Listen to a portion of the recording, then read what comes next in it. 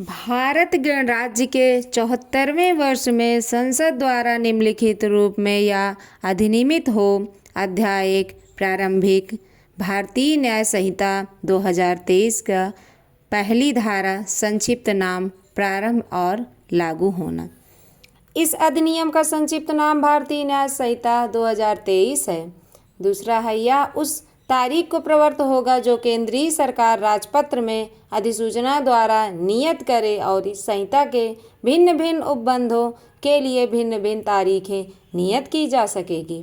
तीसरा, प्रत्येक व्यक्ति इस संहिता के उपबंधों के प्रतिकूल प्रत्येक कार्य या लोप के लिए जिसका वह भारत के भीतर दोषी होगा इसी संहिता के अधीन दंडनीय होगा, अन्यथा नहीं। चौथा, भारत से परे किए गए किसी अपराध के लिए जो कोई व्यक्ति भारत में तत्समय प्रवर्त किसी विधि के अनुसार विचारण का पात्र हो, भारत से परे किए गए किसी कार्य के लिए उसे इस संहिता के उपबंधों के अनुसार ऐसा बरता जाएगा मानो वह कार्य भारत के भीतर किया गया था।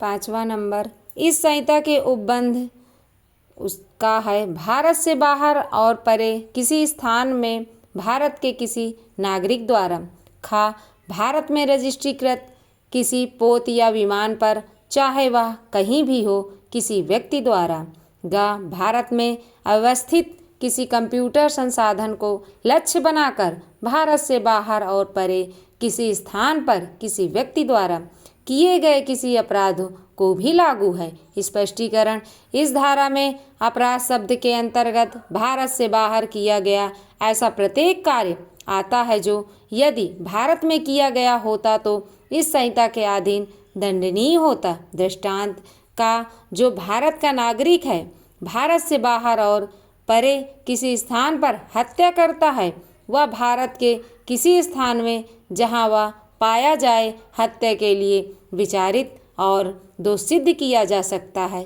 6 नंबर, इस संहिता में की कोई बात भारत सरकार की सेवा के अधिकारियों, सैनिकों, नौसैनिकों या वायु सैनिकों द्वारा विद्रोह और अभित्यजन के लिए दंडित करने वाले किसी अधिनियम के उपबंधों या किसी विशेष स्थानीय विधि के उपबंधों पर प्रभाव नहीं डालेगी।